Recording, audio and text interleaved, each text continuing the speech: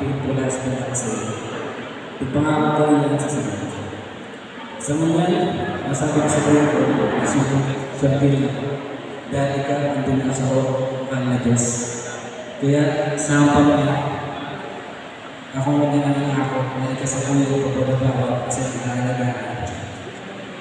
Kung dahil narespeto ko, nakasakit ka, magbuwa. Kadapatan, ito, niya, hanggang sa nagpapaya.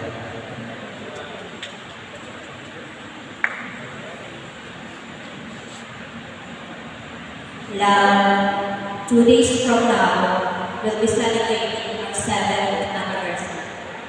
I can still remember vividly the first time we met and how our friendship blossoms romantically. Since then, I am certain that it's you.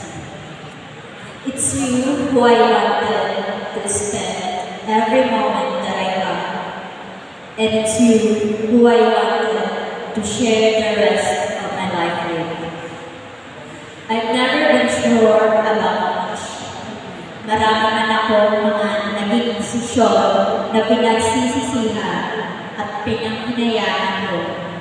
Pero ang pinakasiguradong desisyon na ginawa ko ay ang sumikot sa araw na ito. Love, the moment I started walking down the aisle, hand in hand with my Father, is the moment that I give you everything I have and everything I am wholeheartedly. I cannot imagine giving my all to anyone else. You have let me experience what love is supposed to feel. Kalmado, payapa, banayad.